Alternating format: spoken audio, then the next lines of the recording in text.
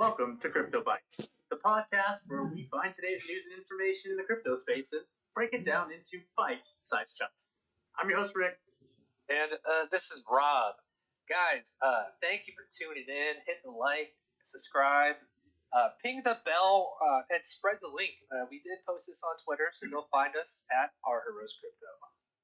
Did we put it on Internet Birds? Oh, that's right. Yeah. Right. Remember, spread the link. I will now never do that because everyone's going to remember. That's pretty lewd right there. But if you're looking for a nice, easy way to cross average into Bitcoin, check out the link below, swanbitcoin.com/AGC. Oh, above, sorry. Check the link above.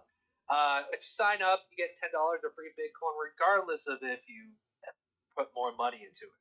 So, free Bitcoin. Who can't argue with free Bitcoin? I'll tell you who can't argue with free Bitcoin.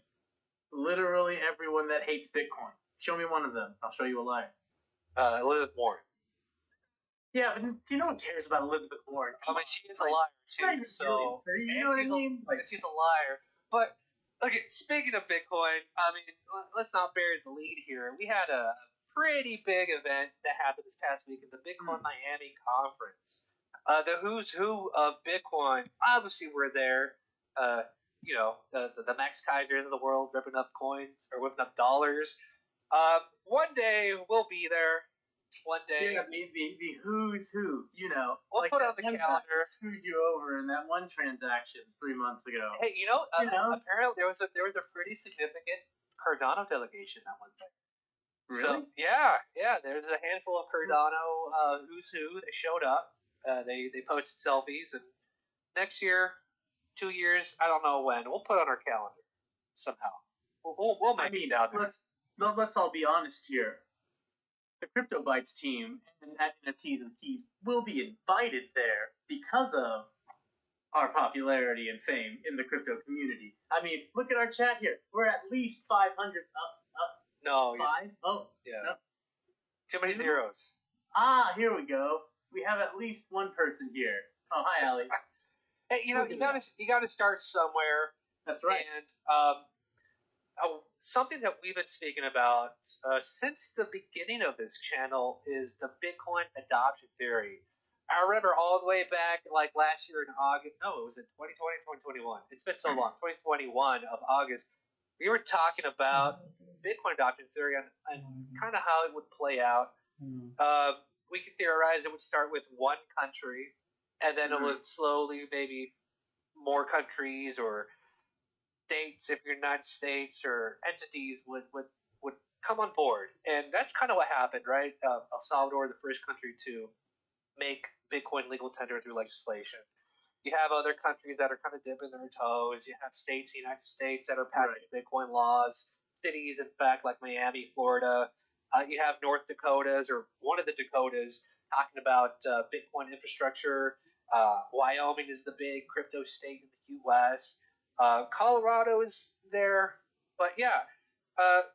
But I think the biggest thing that would have held back Bitcoin adoption is corporations not adopting it, which did not happen. What do you mean by corporations not adopting it? Like not taking it as payment for their product? Right, yeah, because, I mean, what's the use case of Bitcoin other than digital gold, which you mine it and then you store it somewhere? Right? That's actually a really good question. I thought, the original use case, or one of the use cases, could have been large, to facilitate transfers of large amounts of money, like bank-to-bank type thing, but it's kind of clunky. Yeah, that was one of the use cases. I mean, in the history of Bitcoin, you got to go back into the hash wars and the different splitting off, the Bitcoin Cash and Satoshi Vision and all that crap. But look, over this past weekend, we had BitcoinArchive.com. Spotify announced that they will support Bitcoin payments through the Lightning Network. Spotify, really? Oh, sorry, I meant Shopify. One of the five. Okay. Shopify. I'm about to get Spotify again. Right, one of the biggest online marketplaces where people can open up their own shops, supporting Bitcoin through the Lightning Network. And I know, maybe for a fact, that they they support Cardano, though some people were having a hard time trying to find that Cardano add-on, but it's there. So you can't say Bitcoin is the first crypto to be on Shopify, but it's one of the biggest. It's the biggest, and it's big news. So now you can open up a shop on Shopify and accept Bitcoin through the Lightning Network. So, I will write Argyros Crypto on a plain white tee with a Sharpie, and you can buy it off of me to Ethereum. Right, and as the weekend progressed, we had more news of entities saying that they will support the Lightning Network. Let me just take a look over here. So Starbucks and Chipotle said they're going to start accepting Bitcoin payment through the Lightning Network. See, and then that's exciting, right? But what makes it worse is the fact that, like, it's hard for me to justify buying a Big Mac or a burrito for something that I'm going to regret. I'm gonna say, hey, yeah, that burrito that I ate back in 2022, yep, $4,000 Chipotle burrito. Shouldn't have bought it for Bitcoin. Right. So obviously we're kind of still early, but as more of these online retailers or let's say brick and mortar places, obviously Chipotle and Starbucks start accepting these payments in Bitcoin, I think we're going to see we're in that S curve, right? That big adoption S curve, and the price of Bitcoin supposedly, if you follow stock and flow stuff. But after this announcement, or before, I forget. I mean, the weekend was pretty big and wild. McDonald's and Walmart announced that they will accept Bitcoin payments on the Lightning Network. So one of the big hard time believing Walmart's doing one of the biggest. We spoke about Walmart, how if they won't they with crypto. Remember a while back there was we had a news segment on that. I think it was NFTs and keys, or was it was? It's kind of a blur. But one of the biggest brick and mortar retailers in the United States and Middle America, accepting Bitcoin. McDonald's, I mean, they're all over the world. I don't know if they're going to accept Bitcoin solely in El Salvador. I mean, they already are now. That's going to be in the United States, because right now they're accepting Bitcoin in El Salvador through was it BitPay? I forget. Jack Mahler's company. Yeah, what was it called? Strike. There we go. Strike. No, is it Strike? Yeah, something like that. They're accepting Bitcoin through the Lightning Network already, but now I guess it's official that they're going to make their own rails. So I think part of my tweet, I said that this isn't going to take you out of the matrix, right? Even though these corporations, these soulless corporations, they're not people, folks. They're golems. Right? Yeah, they're golems essentially. Even though they're accepting Bitcoin through the Lightning Network, and people see the Lightning Network as being this open source thing of tubes to send Bitcoin through, it doesn't mean that you're going to be free to send your Bitcoin through other nodes. Right. If it's not connected to the plebnet, you're still stuck in their matrix. And we spoke about hostless wallets. The EU wants to pass regulation against hosting your wallet on a registered entity like a third-party custodian. So this just goes to the Lightning Network. So you see these corporations adopting Lightning Network, but that doesn't mean you're free. It just means you're on their private rails on the Lightning Network.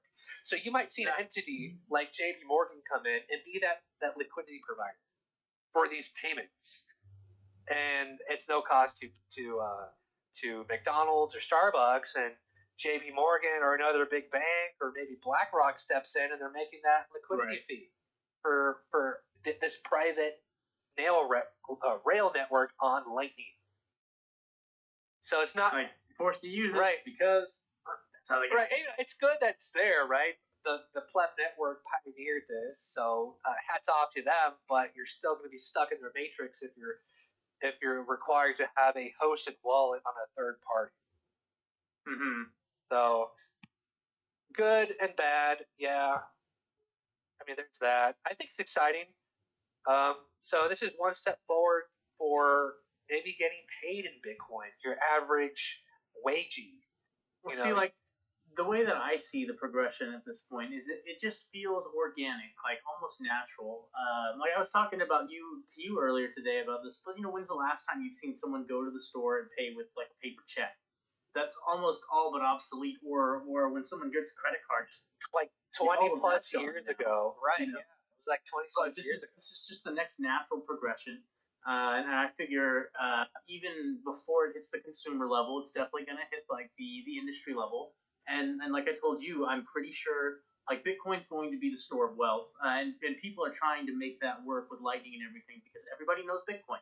It's the biggest thing. But when you start looking at let's say another cryptocurrency solution for your day to day, right? Or even it's going to start off with the banks. Why when we move money back and forth between the banks, it's going to be faster, it's going to be cheaper, and it's more reliable than ACH is currently today.